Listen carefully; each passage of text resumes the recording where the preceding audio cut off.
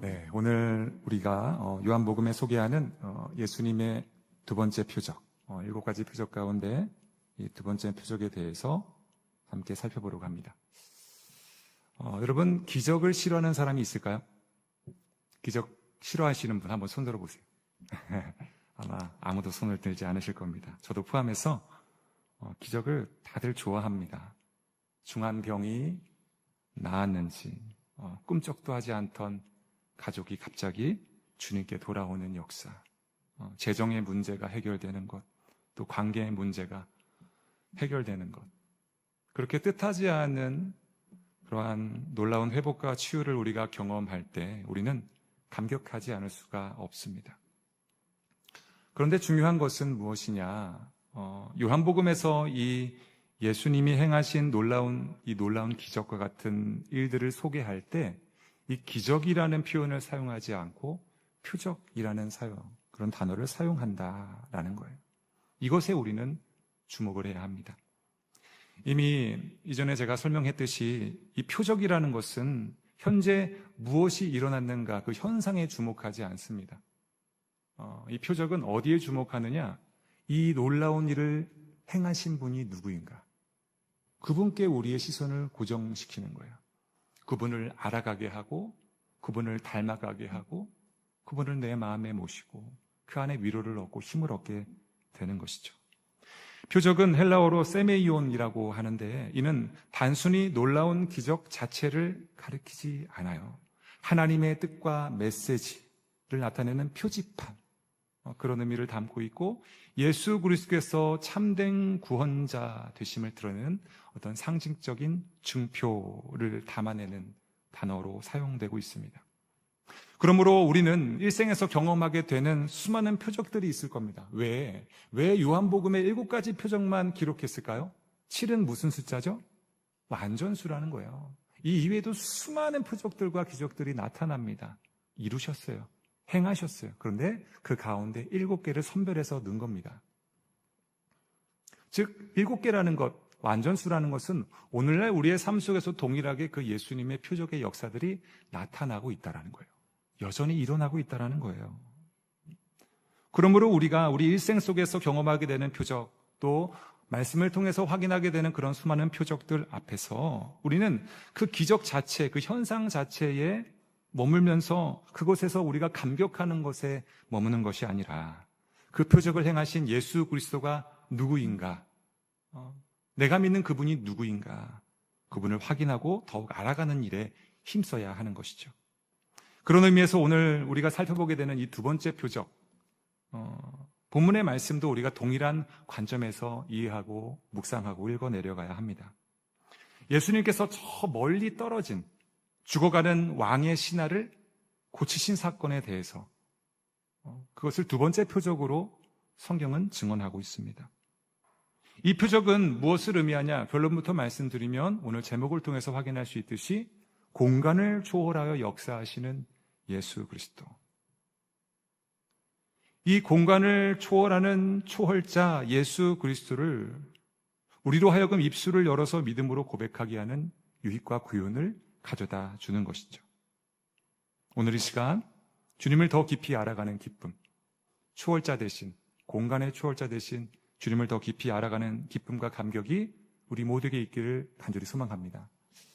우리 케냐 여성교회 분들 보니까 다 아이들 키우는 엄마들이시잖아요. 아이들이 학교에서 뭐 하고 있는지, 잘 지내고 있는지, 아이들하고는 사이좋게 잘 지내고 있는지, 선생님들한테는 뭐 궁금한 거 있으면은 제때제때 가서 물어보는지, 참 많은 것들이 궁금하고 또 염려가 되고 그렇습니다. 저도 동일하게 아이들을 다 4명이나 키우다 보니까 그런 마음들이 있어요. 계속 아이고 어떡하지? 근데 그런 거 생각하면은 아이 못 키우죠. 그럼 우리는 어떻게 해야 될까? 오늘 본문 말씀이 저는 우리 케냐 여성교회에게 딱 은혜가 되는 말씀이겠다. 공간을 초월하여 역사하시는 참 부모이신 하나님께서 우리 아이들을 눈동자와 같이 지켜주신다는 것을 확신하시고 우리보다 더 잘 알고 우리보다 더 사랑하는 그런 하나님께서 우리 자녀들을 아끼고 보호해주고 이끌어 주시고 인도해 주신다라는 그런 확신 속에서 기쁨을 누리시고 은혜를 누리시는 오늘의 예배가 되기를 간절히 소망합니다. 오늘 소개하는 두 번째 표적, 첫 번째 표적이 일어났던 장소와 동일한 장소에서 일어납니다. 어디죠? 첫 번째 표적이 어디서 일어났어요? 어디 혼인잔치였죠? 가나의 혼인잔치였죠. 바로 갈릴리 가나에서 일어난 사건. 두 번째 표적도 동일하게 이곳에서 이루어집니다.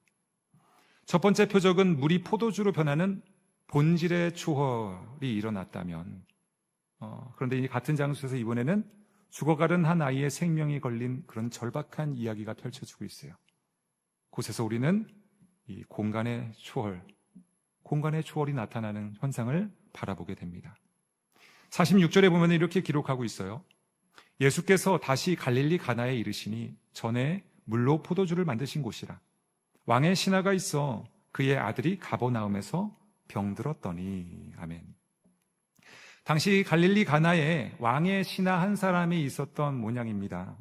시대적 배경을 고려하면은 아마 그는 당시 갈릴리를 다스리던 본붕왕 헤롯 안티파스의 관리였을 것이다. 그런 가능성이 매우 크죠. 특별히 오늘 본문은 굳이 그 이름을 밝히고 있지 않는다라는 점에 좀 주목할 필요가 있어요. 그의 이름을 밝히지 않고 그 신하를 왕의 신하다라고 소개합니다. 이것을 통해서 우리가 미루어 짐작할 수 있는 것은 무엇일까요? 그것은 이 신분이 매우 높았다라는 것, 고위 그러한 관리였을 것이다 라는 것을 짐작할 수가 있는 거예요. 그는 부와 명예와 권력을 가진 사람이었습니다. 사람들이 부러워할 만한 모든 것을 다 갖춘 사람이었다라는 거예요. 그러나 그의 삶 속에는 오늘 본문을 통해서 확인할 수 있듯이 해결할 수 없는 삶에 큰 문제가 있었다라는 거예요. 바로 사랑하는 아들이 죽어가고 있었던 겁니다. 세상은 돈과 권력만 있으면 뭐든지 할 수 있을 거라고 얘기합니다. 그러나 죽음 앞에서는 돈도 권력도 명예도 아무런 소용이 없음을 확인하게 되는 대목이죠. 사랑하는 아들, 자녀를 살릴 수가 없었던 겁니다. 자녀를 키워보신 분들은 아마 다 아실 겁니다. 아이가 아프면 부모가 한 가지 생각밖에 들지 않아요. 내가 대신 아플 수만 있으면 좋겠다. 내가 대신 아프면 얼마나 좋을까. 밤새 열이 떨어지지 않습니다. 잠을 못 자요. 내가 아프면 그냥 약 먹고 눈 딱 감고 자면은 잘 수 있는데. 부모라면 100이면 100 다 공감하는 것이죠. 저도 역시 최근에 막내 아이의 건강 문제를 겪으면서 그런 마음을 여러 번 경험하게 되었습니다. 아이에게 어떤 이상이 발생하면은 차라리 내 몸이라면 당장 약물이든 뭐든 수술이든 다 받을 텐데, 그런데 자녀다 보니까 쉽게 선택을 하지 못하는 거예요. 약물을 먹는 것도 부작용이 있다고 하니 주저함이 있고, 수술을 하자니 여자아이인데 머리를 열어서 수술을 하면 안 될 텐데. 그저 곁에서 바라보면서 안타까워할 뿐인 그러한 모습이죠. 아마 오늘 본문에서 등장하는 왕의 신하도 같은 심정이었을 것 같아요. 높은 자리에 있었지만 아버지로서 아무것도 해줄 수 없는 무력감을 깊이 느끼고 있었을 것이다. 참 많이 공감이 되었습니다. 그런데 바로 그때 절망 가운데 있던 그에게 한 줄기 희망과 같은 소식이 들려오죠. 바로 얼마 전 이곳에서 놀라운 일을 이루셨던, 본질의 초월을 이루셨던 예수 그리스도께서 이 땅에 그곳에 방문하셨다라는 거예요. 47절에 보면 이렇게 기록하고 있습니다. 그가 예수께서 유대로부터 갈릴리로 오셨다라는 것을 듣고 가서 청하되 내려오셔서 내 아들의 병을 고쳐주소서 하니 그가 거의 죽게 되었음이라. 아멘. 여러분, 얼마나 반가운 소식이었을까요? 그동안 아무리 명예를 찾아도, 아무리 가진 것을 쏟아부어도 병이 나아지질 않았어요. 해결되지 않았던 그 문제의 실마리가 보이기 시작한 겁니다. 여러분, 이 소식은요, 그에게 있어서 단순한 그런 어떤 정보가 아니었어요. 마지막 희망이었음을 기억해야 합니다. 우리가 그렇게 확신할 수 있는 이유는 무엇이냐? 그의 간청이 너무나도 간절했기 때문이에요. 조금 전에 읽은 본문에서 청하대라고 되어 있습니다. 너무 단순하게 표현되어 있어요. 갈릴리에 오셨다라는 것을 듣고 가서 청했다. 근데 이 청하다라는 이 번역된 단어는 사실 헬라어 원문으로 보면은 계속해서 간청하다, 거듭 애원하다, 그런 간절한 의미를 담아내고 있어요. 그래서 원문의 의미를 살려서 이 47절을 의역하면 이렇게 표현할 수 있습니다. 우리 한번 같이 고백해 볼까요? 그는 예수님께 계속해서 매달렸습니다. 주님, 제발 제 집으로 내려와 주십시오. 제 아들이 거의 죽게 되었습니다. 제발 제 아이를 살려주십시오. 하며 가득 간청했던 것입니다. 여러분, 이것이 바로 아버지의 마음입니다. 체면도 지위도 권력도 다 내려놓을 수 있어요. 이제 그에게 중요한 것 단 하나, 내 아들만 살릴 수 있다면. 그는 그 마지막 희망을 붙들고 예수님께 나아갔던 거예요. 근데 그 당시 예수님은 어떤 분입니까? 우리 주님, 위대하신 주님 이러지만 젊은 유대 청년에 불과합니다. 그 젊고 유대 청년 그 예수께 가서 매달렸던 거예요. 모든 체면, 지위, 권력 다 내려놓고. 자녀를 키워본 입장에서 이러한 아버지의 행동이 특별해 보이지 않는 것이 사실입니다. 그러나 우리가 여기서 반드시 기억해야 하는 것은 당시 시대 상황은 더 이러한 선택, 이러한 행동을 하기 어려운 시대였다라는 거예요. 명예를 생명보다 중요하게 여기는 시대. 그러므로 이 같은 행동은 결코 흔한 행동은 아니었다는 거예요. 너무나 어려운 결정이었다.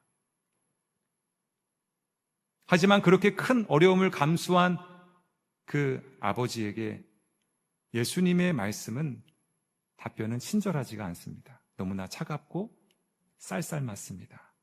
48절 말씀을 같이 한번 읽어보겠습니다. 예수께서 이르시되 너희는 표적과 기사를 보지 못하면 도무지 믿지 아니하리라. 아멘. 당황스럽습니다. 너무한 처사가 아닌가.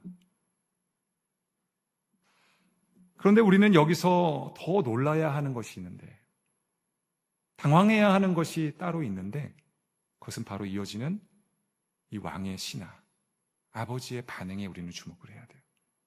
예수님 어떻게 그럴 수가 있어요? 어떻게 그렇게 말씀하실 수 있어요? 여기에 우리가 당황하면 놀라는 것이 아니라 그 다음 그 왕의 신하의 반응에 우리는 주목해야 합니다. 49절 말씀을 이어서 보겠습니다. 신하가 이르되 주여 내 아이가 죽기 전에 내려오소서. 병든 아이의 아버지는 자기 기분이나 감정, 체면을 앞세우지 않습니다. 예수님의 책망 앞에서도 물러서지 않아요.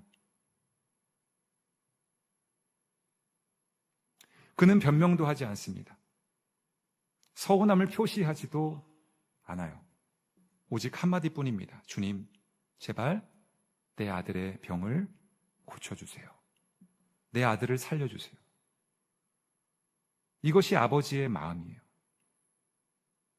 사랑하는 아들이 죽어가는데 자존심이 무슨 소용이 있겠습니까? 신분과 권력은 이미 그의 머릿속에서 사라진 지 오래예요. 원수라도 괜찮습니다. 거지라도 괜찮습니다. 내 아이만 살릴 수 있다면. 무엇이든지 할 수 있는 것이 바로 부모의 마음이죠. 그렇게 그는 이 젊은 청년 예수 앞에 자신의 모든 것을 내려놓고 간절히 매달렸던 겁니다. 자, 그러자 예수님께서 이어지는 말씀, 뜻밖의 말씀을 하시죠. 50절 말씀을 같이 읽어봅니다. 예수께서 이르시되 가라, 내 아들이 살아있다 하시니 그 사람이 예수께 하신 말씀을 믿고 가더니. 아멘. 사랑하는 성도 여러분, 이 이야기는요, 남의 이야기처럼 들으면 은혜가 되지 않습니다. 이 구절에 담긴 은혜를 온전히 누릴 수가 없어요. 나의 자녀가 죽어가고 있다고 상상해 보셔야 되는 거예요.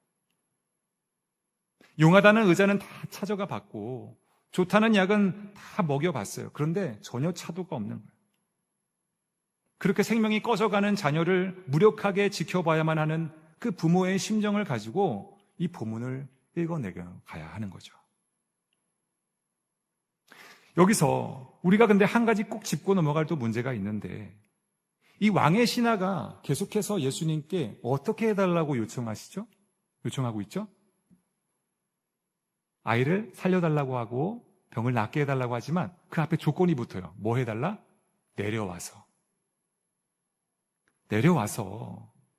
내려와 주십시오. 내 아들이 죽기 전에 내려와서 병을 고쳐주세요. 요청하고 있었다라는 거예요. 근데 예수님께서 그 요청에 응하셨습니까? 아니죠. 내려가지 않으셨어요. 그것에 대해서 대답조차 하지 않으십니다. 대신 말씀하시죠. 뭐라고 말씀하세요? 가라. 내 아들이 살아있다. 여러분, 그런데 이렇게 예수님께서 말씀하시는데 내가 요청하는 방식으로 예수님께서 응답하지 않으시고 그냥 내 아들이 살아있다, 가라 하시는 그 말씀에 이 왕의 신하가 실망하지 않는다라는 거예요. 따지지 않는다라는 거예요. 여러분, 그 이유가 무엇이라고 생각하십니까? 그 이유를 우리가 알려면 좀 전에 제가 말씀드린 것처럼 이 이야기를 남의 이야기처럼 들으면 안 돼요. 내 자녀가 죽어가고 있다는 상상을 해보셔야 됩니다.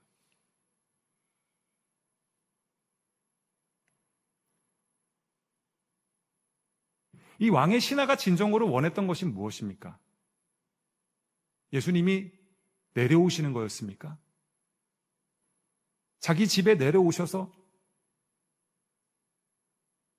그것이 아니었더라는 거예요.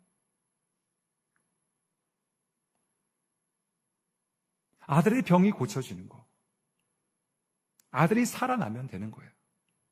그것이 가장 중요한 거예요. 예수님께서 어떤 방법으로 일하시는지는 조금도 중요하지 않다라는 거죠. 그저 아들이 살아난다면 그것으로 충분했던 겁니다. 그래서 그는 자신의 방법을 즉시 내려놓고 예수님의 말씀을 믿고 나아갔던 거예요. 그 말씀을 강하게 붙들고 집으로 내려갔던 거예요. 우리가 어떠한 수술을 잡게 되고 또 나의 가족이 아프거나 그렇게 됐을 때 수술 방식들이 여러 가지입니다. 개복을 해야 되는 순간도 있고. 그러면은 거기서 무엇을 선택해야 될지 참 고민이 돼요. 절제를 해야 될까? 완전 절제를 해야 될까? 20%만 절제해야 될까? 다 절제해야 될까?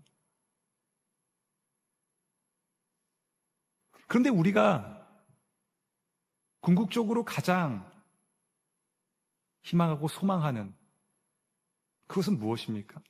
낫는 거예요. 사는 거예요. 방법은 중요하지 않아요.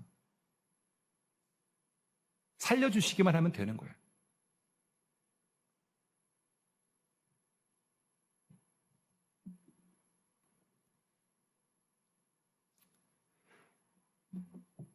이어지는 51절에 그 예수님의 말씀을 믿고 집으로 돌아가는 중간에 종들을 만나게 됩니다. 내려가는 길에서 그 종들이 오다가 만나서 아이가 살아있다 하거늘. 집으로 내려가는 길에 종들이 달려와 기쁜 소식을 전해요. 죽어가던 아들이 살아났다라는 겁니다. 그리고 그 시각을 확인하게 되는데 이 52절과 53절에서 나오게 되죠. 뭐라고 되어 있습니까? 그 낫기 시작한 때를 물은즉 어제 7시에 열기가 떨어졌나이다 하는지라. 그의 아버지가 예수께서 내 아들이 살아있다 말씀하신 그때인 줄 알고 자기와 그 온 집안이 다 믿으니라. 아멘. 예수님께서 내 아들이 살아있다 라고 말씀하신 바로 그 순간, 그때 아이가 살아난 거예요. 공간을 초월하여서 예수님께서 역사하신 겁니다. 그 예수님의 말씀이 임한 거예요.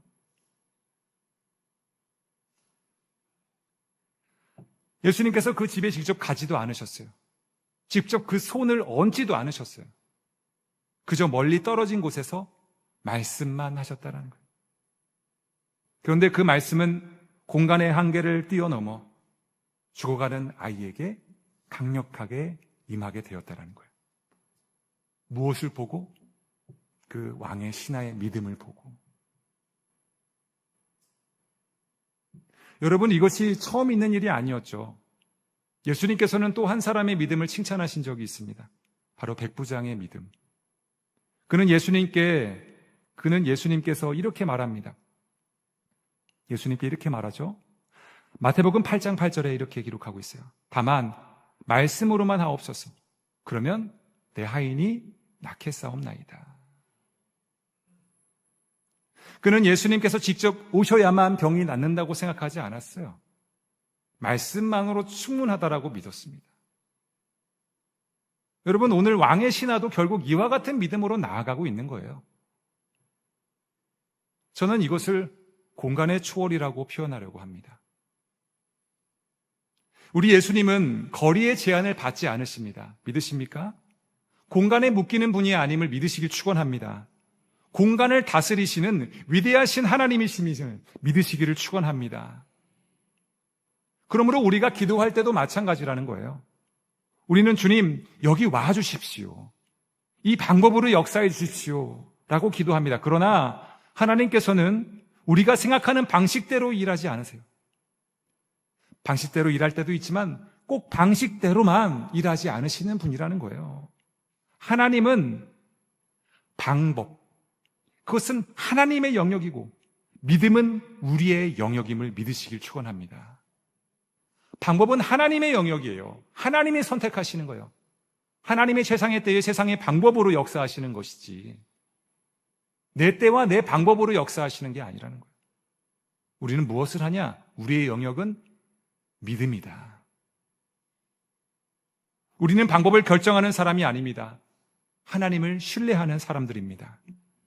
그러므로 하나님께서 어떤 방법으로 역사하실지는 하나님께 맡기고 우리는 끝까지 그 말씀 붙들고 믿음으로 나아가야 되는 거예요. 공간은 결단코 예수님의 능력을 막지 못합니다.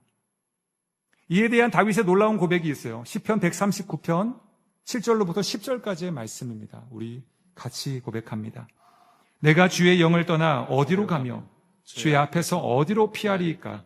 내가 하늘에 올라갈지라도 거기 계시며 수월에 내 자리를 펼지라도 거기 계시니이다. 내가 새벽 날개를 치며 바다 끝에 가서 거주할지라도 거기서도 주의 손이 나를 인도하시며 주의 오른손이 나를 붙드시리이다. 아멘. 하나님께서 계시지 않는 곳이 없다라는 거예요. 그러므로 병실에도 주관자실에도 케냐 선교지에도 또 우리 자녀가 있는 학교와 학원에도 우리 가족이 거주하는 집에도 우리 하나님의 살아있는 말씀이신 예수 그리스도께서 미치지 못할 곳이 존재하지 않는다. 모든 공간에 거하고 계신다. 그러므로 상황을 바라보면서 낙심하지 마시기 바랍니다. 거리를 계산하지 마시기 바랍니다. 오직 그 공간을 초월하여 역사하시는 예수 그리스도만을 신뢰하며 그 말씀을 붙들고 살아가는 저와 여러분이 되기를 주님의 이름으로 축원합니다. 이제 말씀을 맺겠습니다. 첫 번째 표적에서 본질을 초월하여 물이 포도주로 변했습니다.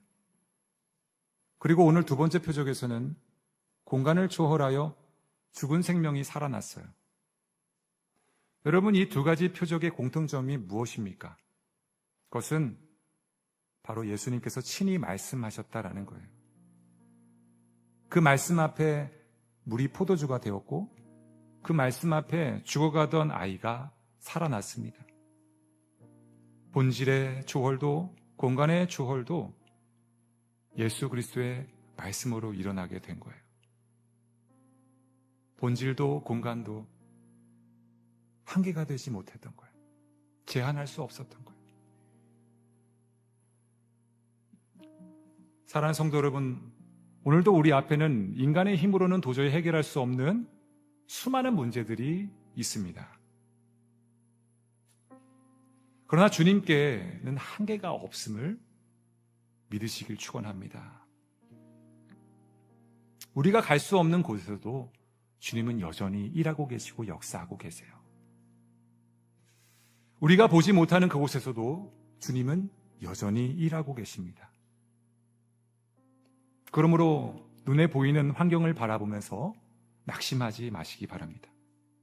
방법을 찾기보다는 하나님의 말씀을 신뢰하시기 바랍니다. 방법은 하나님의 영역이고 믿음은 나의 영역이다.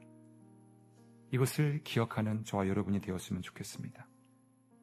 그러하기에 우리는 더더욱 예수님의 표적이 우리의 시선을 고정해야만 하는 거예요. 기적이 아니라 표적에 고정해야 합니다. 이 기적을 베푸시는 분이 누구신가? 내가 믿는 분이 누구신가? 그래서 그분을 더 알아가야 되는 거예요. 힘써 알아가야 되는 거예요. 내가 믿는 분이 누구신가? 그때 우리는 세상의 풍조에 휘둘리는 인생이 아니라 오히려 세상의 풍조를 잠잠케 하고 다스리는 예수님 꼭 닮은 우리 자신과 마주하게 될 것입니다.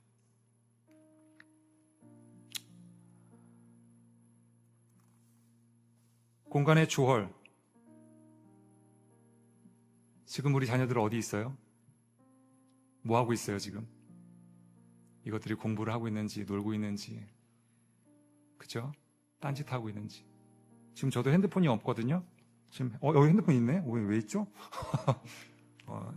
계속 핸드폰으로 게임을 한다고 가져가가지고, 뭘 하고 있는지, 그쵸? 근데, 염려하지 말라는 거예요. 우리의 참보 보내신 주님을 의지하고, 하나님께서 책임져 주시겠지. 하나님의 방식대로, 하나님의 방법으로 우리 아이를 빚어가시겠지. 그렇게 믿고 아이를 맡기고 그렇게 나아가는 것이죠. 공간을 초월하 역사하시는 이 왕의 신하의 믿음이 우리의 믿음이었으면 좋겠어요. 내 아들만 살려주세요. 주님, 방법은 주님 마음대로 하십시오. 내 자녀가 믿음에서 벗어나지 않게 해주세요. 하나님의 자녀로 살아가게 해주세요. 방법은 주님의 손에 맡기겠습니다. 그러한 저와 여러분이 되었으면 좋겠습니다. 우리 이 시간 마지막으로 주님 앞에 결단의 찬양을 드렸으면 좋겠어요. 주님 말씀하시면 이라는 찬양인데요. 주님 말씀하시면 가고 주님 멈추라 하시면 멈추겠습니다. 나는 방법 선택하지 않습니다. 방법 중요하지 않습니다. 나는 주님을 믿습니다.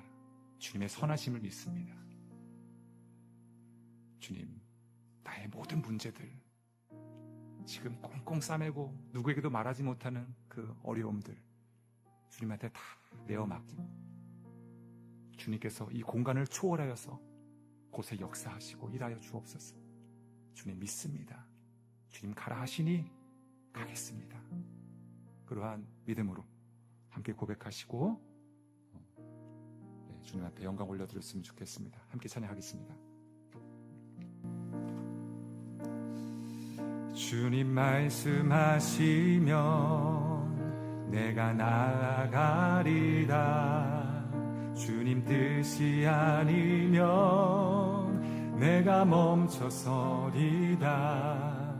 나의 가고 서는 것 주님 뜻에 있으니 오 주님 나를 이끄소서. 주님 말씀하시면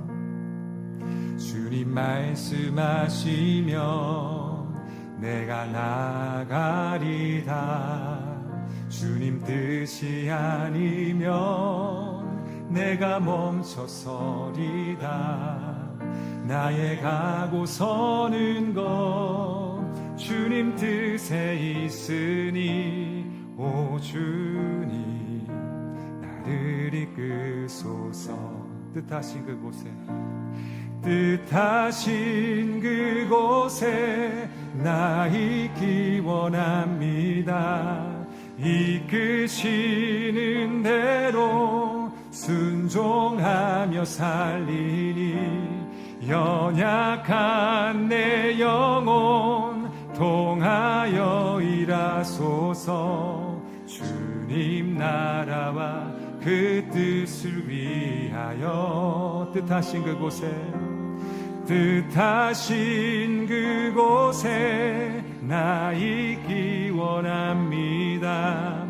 이끄시는 대로 순종하며 갈리니 연약한 내 영혼 통하여 일하소서.